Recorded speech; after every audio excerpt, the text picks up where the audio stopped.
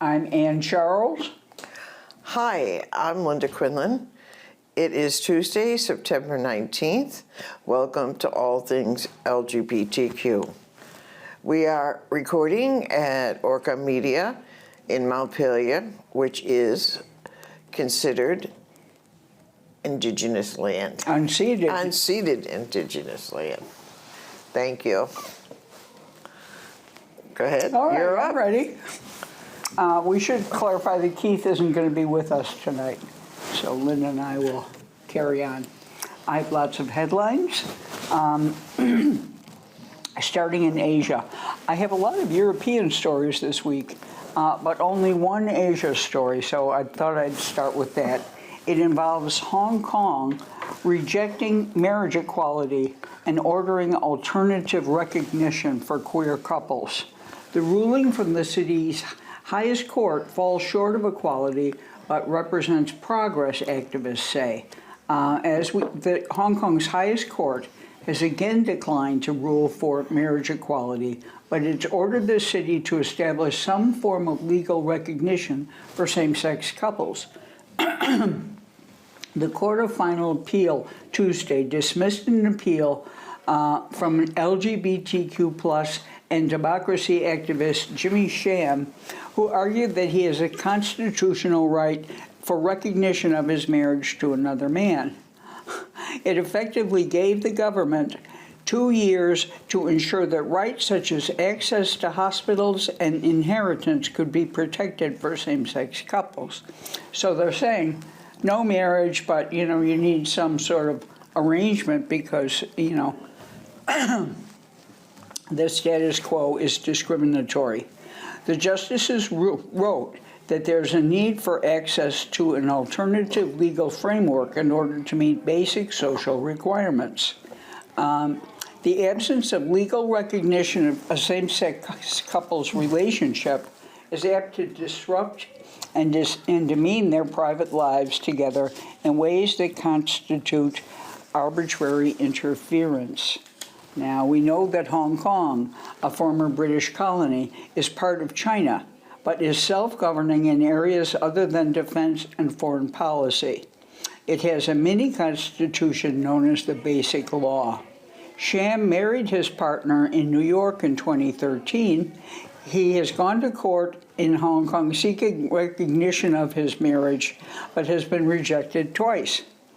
He's been jailed since 2021 for his pro-democracy activities, which is unrelated to the marriage case.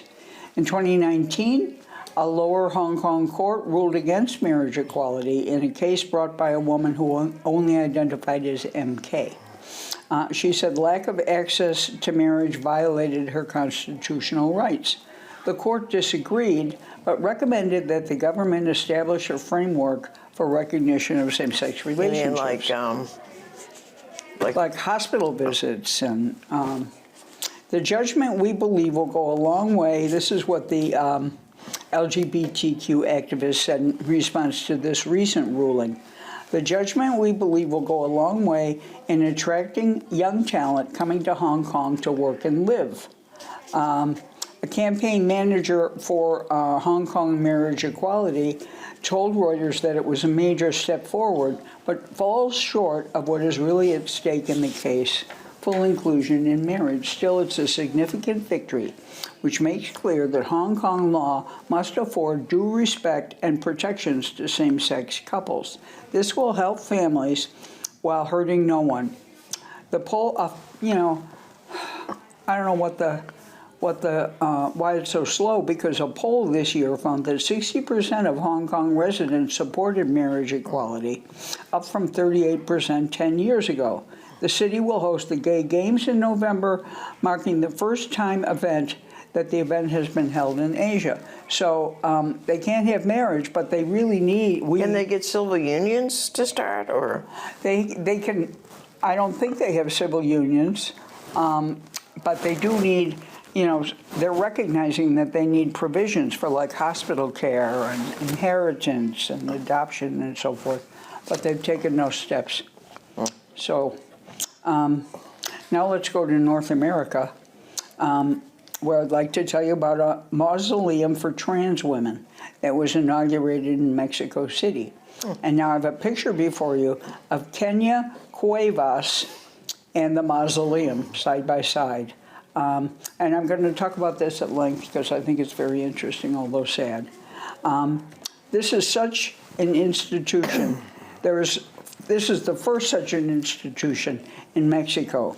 It's dedicated entirely to transgender women, and it was inaugurated in Mexico City on Thursday.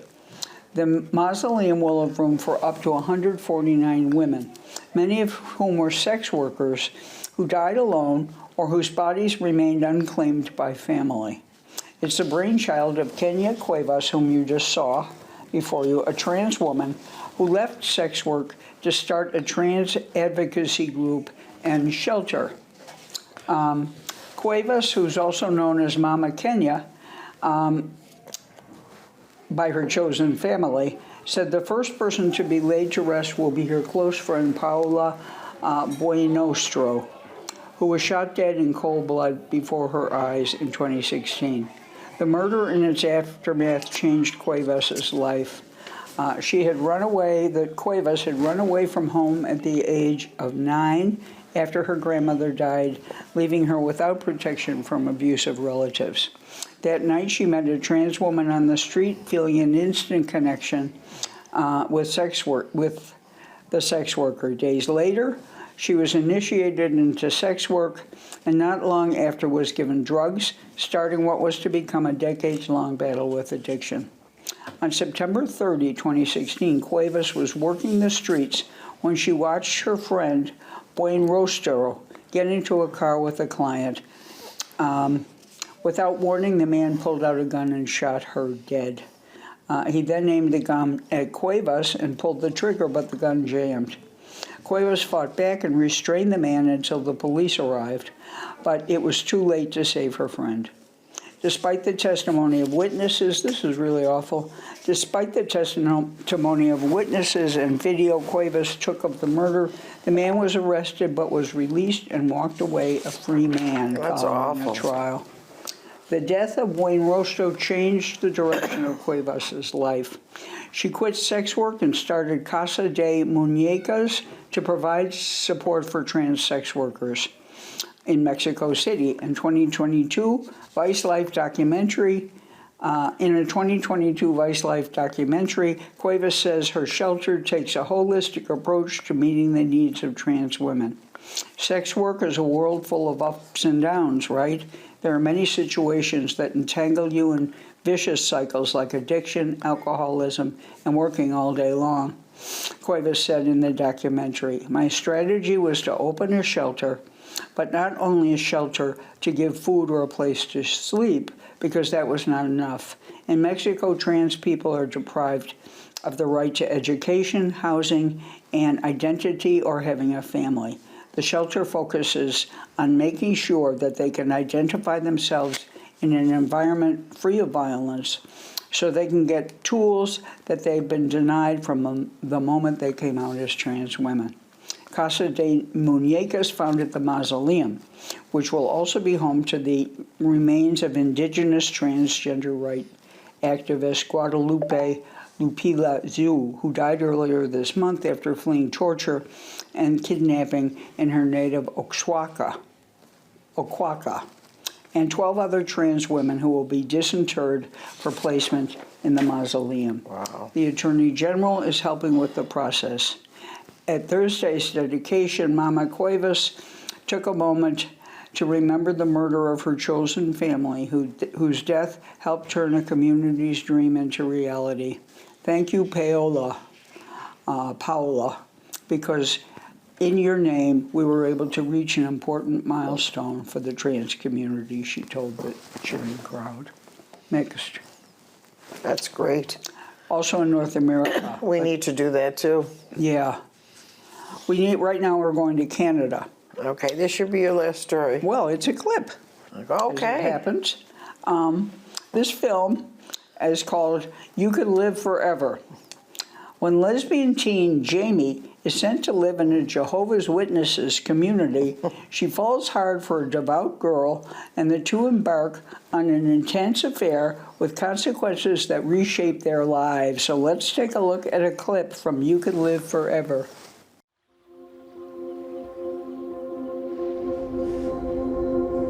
Jehovah God our Father, we thank you for bringing Jamie to us safely.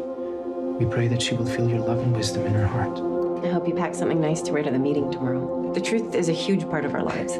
Besides, you might enjoy it. Please rise.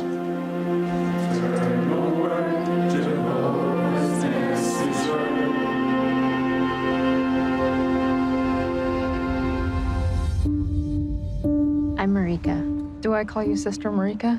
It sounds weird when you say it. Thank you, our Father, for this food you've blessed us with this evening. Thank you for choosing us to be your witnesses.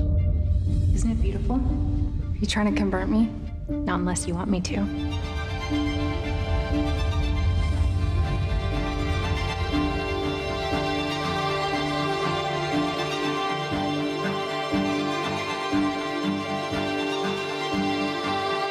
Do you recognize yourself as a sinner? I do. Have you repented of your sins? I have. So you are a Jehovah.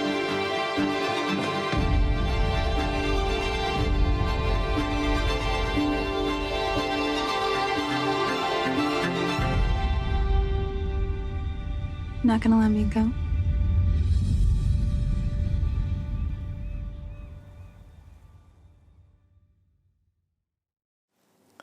Wow, is that Canadian? Mm-hmm. I want to see it. Do you know what it's on? Well, it's on Apple TV, Amazon Prime, and Vudu. Ah, okay. So now we have stories in the U.S. And some are good and mostly not. 2 California school districts banned the display of LGBTQ pride flags Tuesday as organizations and municipalities move to limit flags on display, often citing the controversy around them. Districts in Southern California city of Temecula and the Bay Area small town of Sunol banned the flags this week. And in Gettysburg, Pennsylvania, parents are fighting back against an effort led by the local Moms for Liberty member to fire a beloved tennis coach who is trans. Sasha Yates has coached the girls and boys tennis team at Gettysburg area high school since 2018.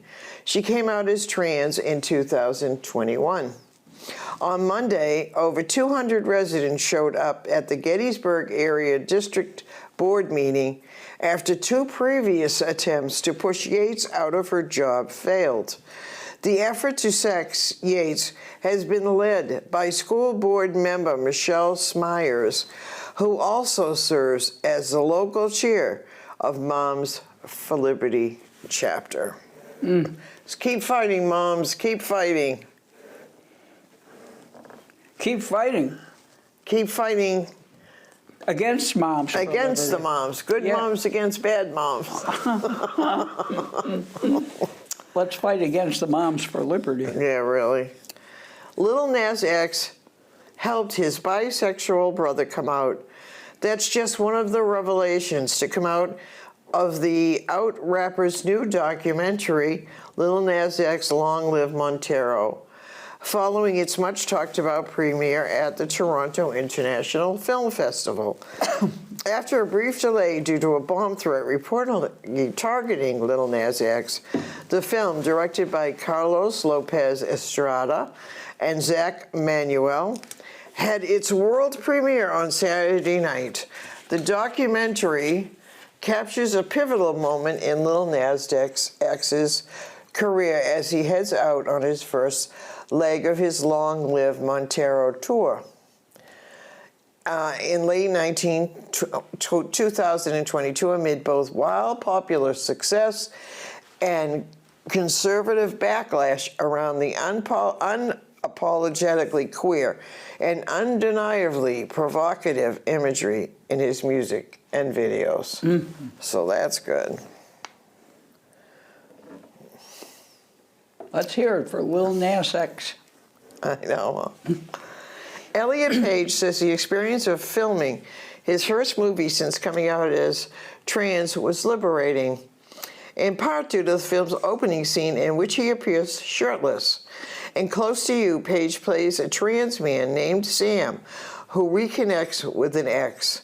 In the first scene, Page is shown getting out of bed without a shirt on, looking out his window, and then getting dressed. Where can we see this? I have no idea. I can't wait to read the book once it comes out in paperback. Yeah. Page Boy, I just read a review of it. The ultra-conservative congresswoman from Colorado has rallied against drag queens reading to children, accusing them of sexualizing kids.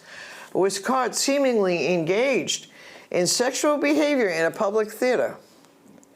Newly released security camera footage appears to show Representative Lauren Boebert, the far-right Republican congresswoman known for her strong stance against drag queens and transgender people, claiming their mere existence sexualizes spaces, engaging in inappropriate behavior during a family-friendly musical at a packed theater.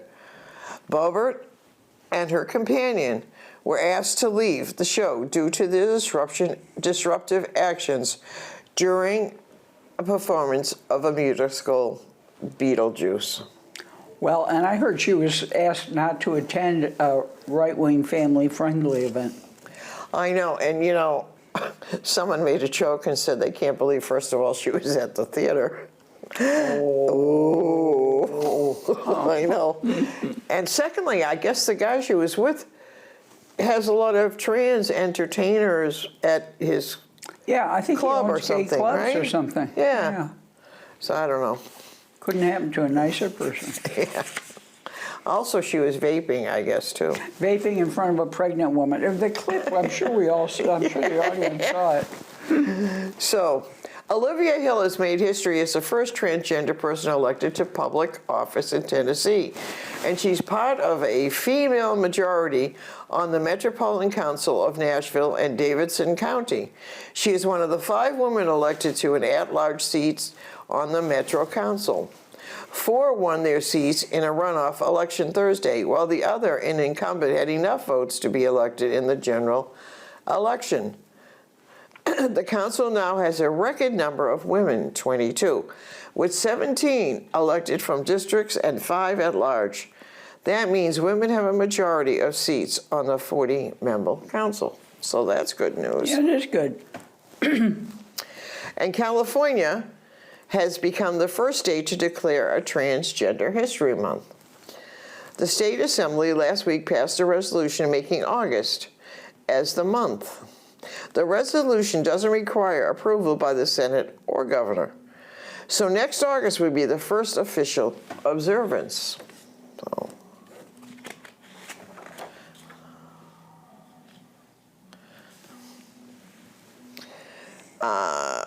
An LGBT inclusive student mural created inside a Michigan middle school must be painted over by the end of October. The decision made last week by the local school board comes nearly a year after the mural ignited backlash from some parents who said it promoted LGBTQ imagery and witchcraft. Oh, The LGBTQ residents of Hamtramck, Michigan, voiced their feelings of betrayal over the Muslim Cities Council decision to remove pride flags from public property. The council unanimously voted in June to ban pride flags from public flagpoles, citing a desire to respect the religious rights of citizens opposed to this symbol. This decision, months later, is still considered an act of betrayal by LGBTQ citizens to the symbol of diversity they hoped the city council would approve. So I guess it's a city with a lot of Muslim residents? Muslim residents. Yeah, but that makes all kinds of assumptions about Muslims, too. Well, I'm just telling the news. Excuse me, the Academy Music of Motion Pictures is presenting John Waters, Pope of Trash. The first comprehensive exhibition dedicated to the artist's contributions to cinema. The exhibition opens Sunday and runs through August 4th. And it explores John Waters' methods, themes, and incomparable movie-making skills and style. It includes costumes, props, handwritten scripts, correspondence, and memos, scrapbooks, photographs, moving image material, and much, much more. On Monday, Waters finally received his star on the Hollywood Walk of Fame. Well, that's good. Yep. And two Kansas librarians have been fired after conservative officials in their town mistook a multicolored display as something for pride in LGBTQ agenda. Now they're suing. In June, Carrie Wheeler and Brandy Lancaster, librarians at the Sterling Free Library in Sterling, a small community in central Kansas, they created two displays celebrating and raising awareness about autism and neurodiversity. The display featured rainbow colors and messages advocating for diversity and understanding, including quotes like, "We all think differently," and "In diversity is beauty and strength," according to the local newspaper. The displays were part of a nationwide summer reading program themed All Together Now. And for my last story on this segment will be the New York Mets' Amazing Mets Foundation, led by foundation president and Mets owner Alex Cohen, Thursday awarded an inaugural Amazing Mets Foundation Legacy Award to Mabel Blair. And if nobody knows who she is, a champion for women's baseball. You have a picture? No. You can get one. I know. Should I get a picture? Yeah. Okay, well, we'll get a picture.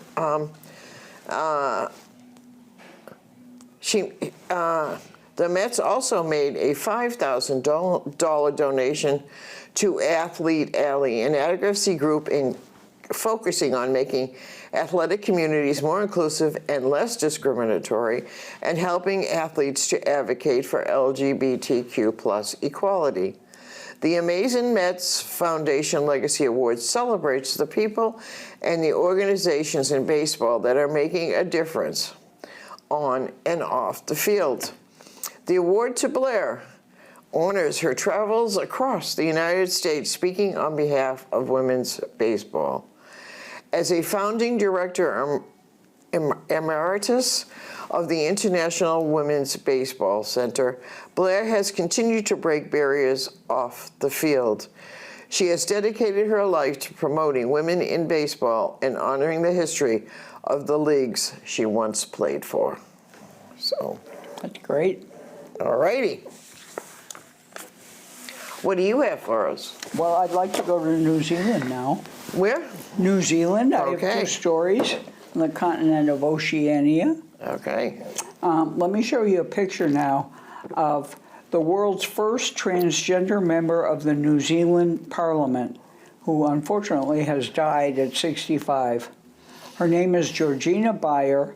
During her time in public office, she became well known for her LGBTQ advocacy and efforts to bring marriage equality to New Zealand. She was a trailblazer as the world's first out transgender member of parliament.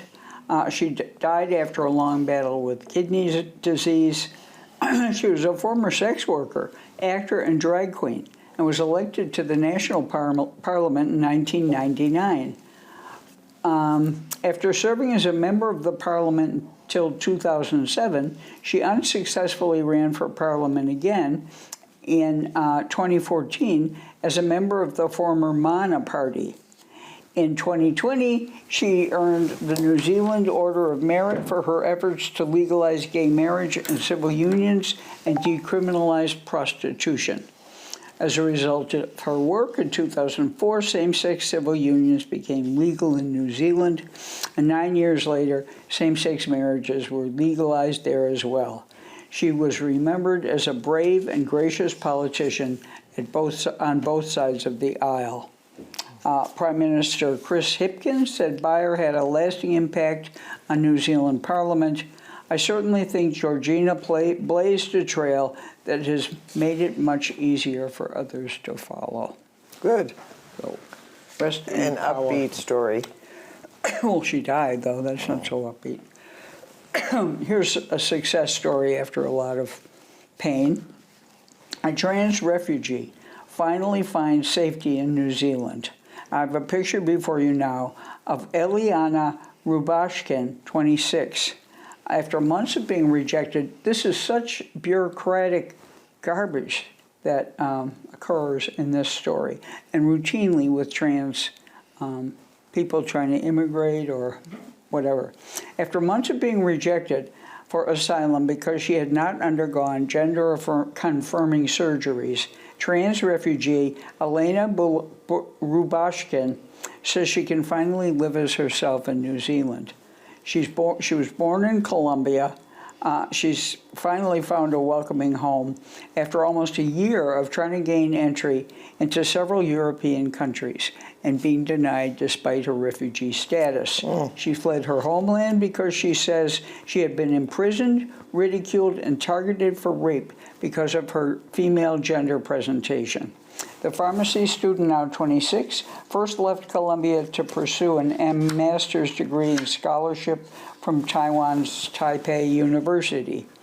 After hormone replacement therapy altered her physical appearance, the Taiwanese government directed her to obtain a new visa photo. This is where the runaround begins. When she traveled to Hong Kong to update her password at the nearest Colombian consulate, did I say password? Passport. At the nearest Colombian consulate, she says she was detained by immigration officials because her female gender expression did not match the male gender marker on her identifying documents. After contacting Amnesty International, she learned that the only way to enter Hong Kong was through the aid of the United Nations High Commissioner for Refugees, a step that required her to forfeit her passport and take on the legal status of refugee. As a legal refugee without a passport, she was unable to leave Hong Kong until she found asylum, a process that took 6 months. During her time in Hong Kong, she fought to be legally recognized as female.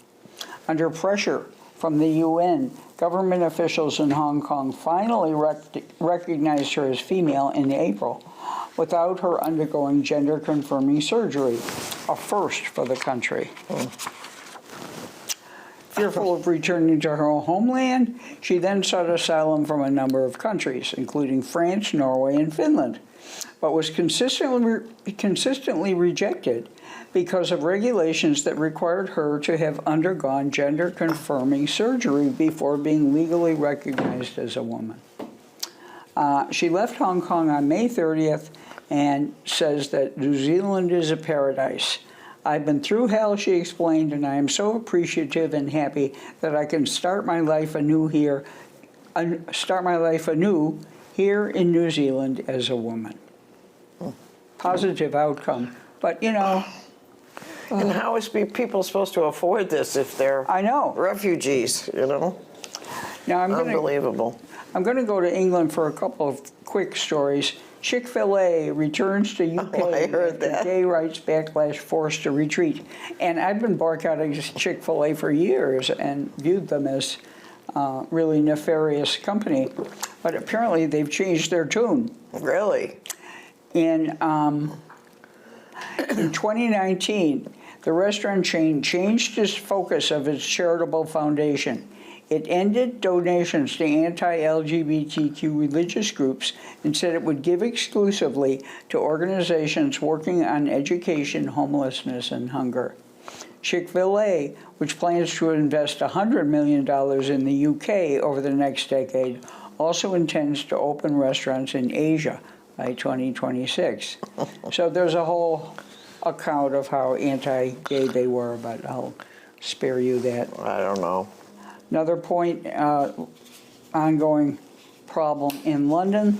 A gay adult bookstore has been vandalized for the 5th time since March.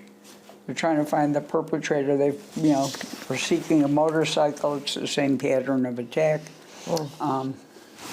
as in a similar store elsewhere. So now I have a picture before you of Irish protesters who are keeping a library open in Cork. Ireland is experiencing the same attacks on LGBTQ content in libraries as the U.S. is. In Cork, after 2 shutdowns of their library, protesters from Ireland Says No turned out in much greater numbers to protect it from closing again, saying no to censorship. And I have a picture before you now of the protesters. And fortunately, it's from their backs, and their sign is backwards, but I'm sure you can decipher it. Cork's main library remained open despite a nationalist rally on the street outside, which was addressed by people who have been involved in library invasions. A crowd of 300 people gathered outside the library entrance in solidarity with the library staff to counter the Cork Says No rally, which took place by the National Monument at the other end of the Grand Parade. So Cork Says No is the right wing, and Ireland Says No are the good guys. The good guys. The police maintained a strong visible presence on the street and kept those attending either rally away from each other. Unfortunately, there was a minor scuffle when a man in a wheelchair approached the Cork Say No group during speeches and blew an air horn to disrupt the event. He was rushed by a number of people, some draped in tricolors, one of whom grabbed the air horn from his hands and flung it across the street. The police intervened quickly. One man was arrested under the Public Order Act. I wonder if that's a conservative part of Ireland. Cork, I don't know. I think I read somewhere recently, and viewers, if you know this, maybe, I heard that Cork was the 2nd largest city in Ireland. I think I read that recently, but I'm not sure. Well, I'll look it up. Now I have a picture before you of Cyril Leroy and his team. And he is significant for many reasons, including the fact that he's a gay rugby team founder in France. It's Les Galliards as the name of the group. It was the official ball carrier for the Rugby World Cup's opening match on Friday. This is Cyril Leroy. He's going to be the ball carrier. And he will appear in TV commercials during the tournament. The role is largely ceremonial, but it's nonetheless significant. He's the founder of France's first gay rugby team, and he was honored in this way before the first game of the Rugby World Cup Friday in a suburb of Paris. It's a big symbol, he told Outsports before the match. We'll have the opening ceremony, and President Macron and other dignitaries will be in this stadium, so I'm really pleased. He founded Les Galliards, the name means tough guys, in 2003. Rugby had been his favorite sport since childhood. I really wanted to play, but there was no gay team for that, he said. So I decided to create one from scratch. There are now other gay rugby teams in France for both men and women, so he was a trailblazer for sure. His honor at the opening of the World Cup shows the Federation's commitment to inclusion and rugby for all, he said. I'm proud to be part of that history, not for my ego, but for gay rugby, which I've loved being involved in for so many years. I've never thought 20 years ago when I started Les Galliards that I would be at this stadium on a night like this, and it's important that people know we exist, especially young people. When I grew up, I didn't have any openly gay role models. Then he continues, hopefully when people see me in the adverts or when I carry the ball tonight, they will learn that there's a club and a sport that will welcome you. Mm-hmm. Now, let me show you a picture of the president of Andorra, who has come out of the closet. I am gay and I've never hidden myself, said Xavier Espot. He's been president of Andorra since May 2019. Equal marriage in the country has been legal since 2022, although it did not come into force until February of this year. Now, Andorra is a tiny independent principality situated in the Pyrenees between France and Spain. Maybe we should go there. We could. The head of the government of Andorra has made his homosexuality public. I am gay and I have never hidden. The statements took place during an interview on the country's public radio, in which the Andorran leader assured that he had never spoken about his sexual orientation because he'd not been asked. It should not cause any inconvenience, he said, according to this news report. I'm delighted that I can serve young people who are in a difficult situation, he added. Espo has also explained that he has never felt discrimination because of sexual orientation. And I have to question that because, you know, lots of times one is discriminated against and doesn't realize it. Could be. You know, it's his life, I suppose, and his point of view. However, he has stressed that he cannot deny that often people have experienced this type of situation for the same reason. We have not yet reached full gender equality, he lamented, which is why he's defended the need to promote public policies that combat LGBTQ phobia. In this sense, Espo has assured that Andorra is not a particularly conservative country. He has defended that in recent legislatures, they approved a series of laws on equality, among which homosexual marriage or adoption of the same sex, in which they approved same-sex marriage and the adoption of same-sex couples. The country also intends to decriminalize abortion, though this goal clashes with the Holy See. Do you have anything else? Because we should move on. So you want me to go on and on about Andorra, or go on to the next story? Let me just do a quick. Let's take a quick look at Spain's first openly transgender Senator Carla Antonelli. She's 64, and she pledges to protect queer and trans rights. In Spain, there's a trans self-ID law that right-wing parties are trying to roll back trans rights with, but she opposes that. We will defend our rights tooth and nail, she said. But Spain did just pass this trans self-ID law, a form which you can say what you are, and that's good enough, right? Right. So she advocated for that. Okay, so she pledges to defend the self-ID law that she supported, and the right wing is trying to roll it back. She's just 64. She's determined to fight for LGBTQ rights and added, "We don't want anything special. We just want real equality and the right to be happy and die old." Okay. All right. Good job. Well, I think you have much more to share. Well, I don't think well, if we have any more time, we'll put you through. The New York Police Department has arrested 2 more men this week over their alleged involvement in destroying the Pride Flag display at Stonewall National Monument at Christopher Park.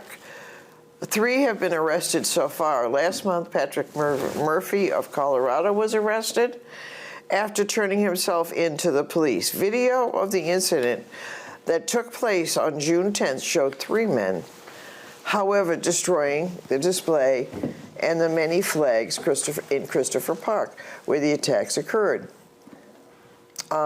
So they got all of them, and good. One was from Boston, and someplace else. One was from Boston, one was from New York, maybe? Anyway. Police have arrested a suspect in connection with the vandalism of 2 LGBT community centers in Orlando last month. Orlando officers Wednesday arrested Matthew Michael Robinson, 34, the police department announced on X, formerly Twitter. He is charged with 3 counts of criminal mischief. Police will be seeking an enhancement of the charges for evidence of prejudice during the commission of these crimes. So, okay. Now, good news from Florida. That's nice. I know. Lake Worth Beach, Florida, has declared itself a sanctuary city for LGBTQ+ and intersex people as well as allies, a first for the state. The City Commission unanimously adopted a resolution September 5th stating in part, the city of Lake Worth Beach shall now and forever be considered a safe place, a sanctuary, a welcoming and supportive city for LGBTQ+ people and their families to live in peace and comfort. So, Where's Wilton Manors? well, Manors is near Fort Lauderdale. But isn't their city council have a high percentage of LGBTQ Yes, people? but they haven't made a declaration, as far as I know. So Lake Worth is the first in Florida to do that. That whole area is gay, so maybe they don't have to, but, Oh, well, you know, but anyway. Okay, you think you know all there is to know about Rock Hudson, if you even know who Rock Hudson is. Which, you know, we do, but okay. But as all that heaven allowed proves, there's more underneath the pretty surface than you may think. For those who don't know who Rock Hudson is, here's a brief overview. Hudson was a matinee idol of the 1950s and 60s who lived as closeted gay man for most of his life. He was only outed in the mid-80s as it was revealed he was quickly dying of AIDS. So that documentary might be interesting. Now here's another, Louisiana. The Louisiana Republican Party has endorsed an anti-LGBTQ+ state House candidate who has been charged with 4 counts of criminal cruelty to children. As the Shreveport Times reports, Republican John Raymond is running to represent the state's reliably red House District 104. He previously ran 2 other unsuccessful bids for Louisiana House seat, touting his support of former President Donald Trump and his opposition to same-sex marriage. Although I heard, didn't somebody say recently, I thought I heard that Donald Trump made some pro-abortion statements or something recently? I don't know. Okay. Maureen Morris says she is leaving country music because of the industry's history of racism, misogyny, homophobia, and transphobia. The singer-songwriter and outspoken LGBTQ ally recently released a 2-song EP, The Bridge, on Columbia Records after having released her past 3 albums on the label's Nashville imprint.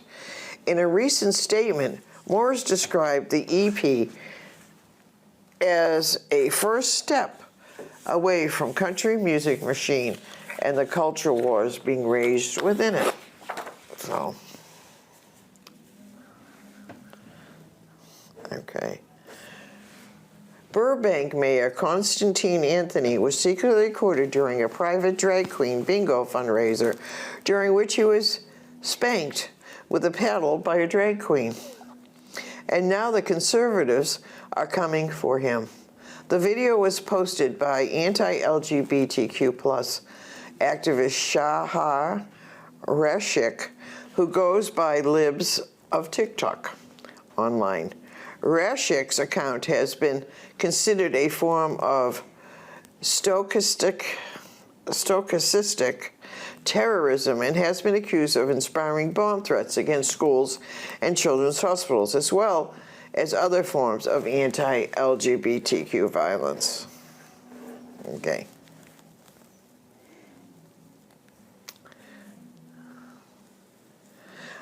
So this is, I'm going to end with this story here, and you'll probably have more time.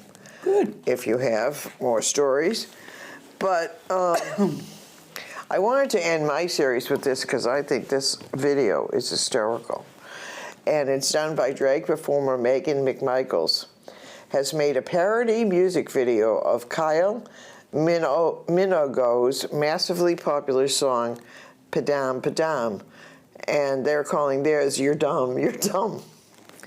The video parody features two headlines taken from LGBT Nation while mocking anti-LGBT plus conservatives. In the video, McMichaels, a drag performer who competed in one season of RuPaul's Drag Race and season 3 of RuPaul's Drag Race All-Stars, mocked prominent queerphobes like Republican Representative Marjorie Taylor Greene, Georgia, Lorraine Bobbitt, Colorado, Boebert, Colorado, George Santos, New York, and Matt Gaetz, Florida. Florida Governor Ron DeSantis' transphobic Daily Wire broadcasts Michael Knowles, Matt Walsh, and Candace Owens, the so-called parents' rights hate group Moms for Liberty. Former President Donald Trump's drag-wearing lackey Rudy Giuliani, failed Arizona gubernatorial candidate Kari Lake, Arkansas Governor Sarah Huckabee Sanders, and others. So here is that funny and I think delightful clip. It grieves me, the thought of exposing our kids to darkness. We've had enough of drag queens gyrating in front of children. On a crusade across the nation and try to do away with the homosexuals. A man shouldn't dress up like a woman, and a woman shouldn't dress up like a man.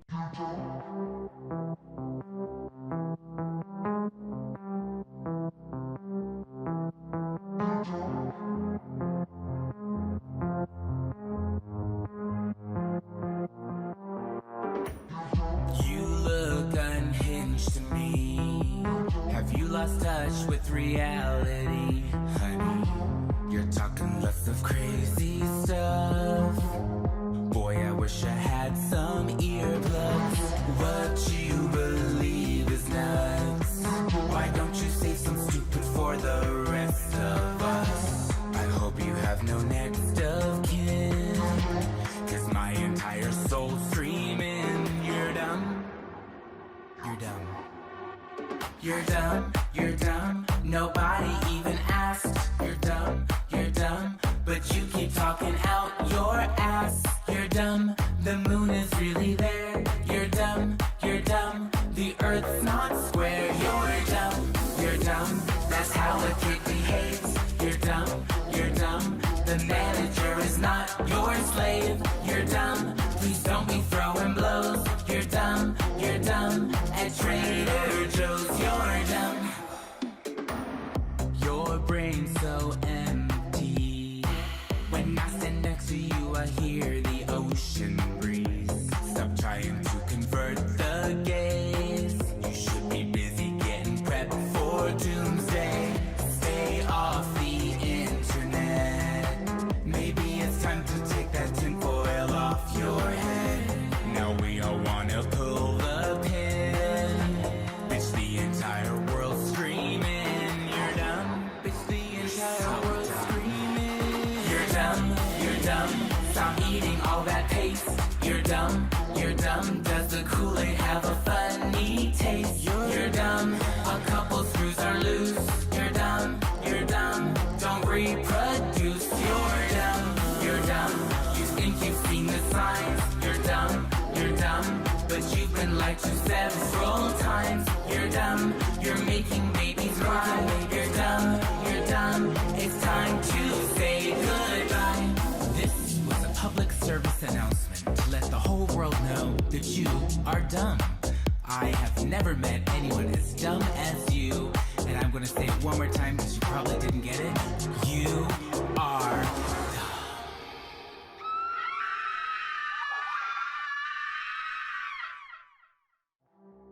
Hey Queens, it's Morgan McMichaels here, and I want to let you know that you can get your PrEP online for free. It's really, really simple. The first thing you have to do is sign up at Mr.com. Consult with a physician online and complete your STI testing at home. Whether you're insured, whether you have no insurance, Mr. has you covered, baby. That's great. Yeah. Okay, and you have about 5 minutes or so. Well, I'm delighted to have the chance to clarify this Spain transgender ID law that I was kind of confusing about in my last segment. So Carla Antonelli said we will defend our rights. The reforms were passed in February, and they enable young trans people under the age of 16 to apply for changed gender markers with the consent of parents or guardians, while those aged 12 or 13 will need a judge's permission. It also means trans people in Spain will no longer be required to file medical documents in order to change their gender markers on official documents such as birth certificates, and no diagnosis of gender dysphoria or proof of 2-year hormonal treatment will be necessary. This is a huge breakthrough. Yeah. But despite the country's progress when it comes to trans rights, both the conservative People's Party and far-right Fox have vowed to roll back the legislation should they succeed in forming government. Antonelli, who previously served as the country's first openly trans MP in a regional parliament in 2011, said those who have spread fake news stories about trans people in female prisons or children being forced into hormone treatment have sown fields of hatred. That's true everywhere. Mm-hmm. She said her priority will be countering misinformation in the Senate and fighting for measures such as gender markers for non-binary people on official documents. She is determined to fight for LGBTQ rights, and I already shared that quote. She was part of a years-long battle to gain rights for trans people in Spain, and in 2006 she went on a hunger strike in a bid to convince the country's Socialist Workers' Party, which she was previously a part of, to pass a law allowing trans people to change their legal gender without having to undergo sex reassignment surgeries. Following a faction of refusing to back the self-ID law, Antonelli quit the party last year in order to stay true to her own beliefs. There is nothing in life like your own principles. I want to look in the mirror and see my true self reflected there, she said. Spain joins countries such as Denmark and Switzerland in its decision to pass the self-ID laws, while similar amendments to gender markers were made by Finland in February of this year. So that's a fuller picture of Carla Antonelli and the bill that she sponsored. It's so important because, you know, when you look at the situation of that refugee from Colombia who was trying to finally That's landed. what I was going to ask you about. Like, if Sweden and Denmark and those countries say that you can self-identify and change, then why did they require that this person, My guess is that it's for citizens of that country, and that the immigration thing. Yeah, but if you're going to allow it in your country, why would you require it for someone trying to get into your country as a refugee? I don't know that she tried to get into Switzerland and Denmark. Sweden, I thought. But that's okay. I just... No. Well, first of all, Sweden isn't on this list that I just read. And I have so many pages. Who's on it, Switzerland or? Finland, Denmark, and Switzerland. Huh. I thought Denmark was one, but maybe not. I just said Denmark. No, I mean, when the person tried to, the transgender immigrant tried to... She tried to seek asylum in France, Norway, and Finland. Okay. So in Finland, it's the immigration policy rather than the policy for of the country. Yeah. Yeah. Interesting. Immigration laws need so much work. Everywhere. It's such a difficult Yeah. situation. So, okay. Wow. You know, you should do a book review again sometime. I'd love to. You know, But, you know, some people say it's easier to read one than to hear one. I'd love to, though. I think that would be really good because there's so many good books out there lately. Exciting stuff I've been reviewing. Yeah. And a lot of things from like Africa and South America and Asia. And I just reviewed a novel called This Summer by a Yazidi German writer. It's really interesting novel. So, in case the audience doesn't know Yazidi, because I really didn't know much about it, you might want to tell them what Yazidi is. They're Yazidi. Yazidi. They're a tribe or a subgroup of Kurds who live in Kurdistan and are very oppressed. Back in India, before they abolished the caste system, they're sort of like the untouchables or the Dalits of the Kurd culture. And they kind of hide. Right? Well, they're under siege. Yeah. So. Okay. Well, thank you for that history. We digress. It was a good book. You'd recommend it? Mm-hmm. It's called This Summer by Rania Othman. Okay. And on that note, remember, resist. Resist.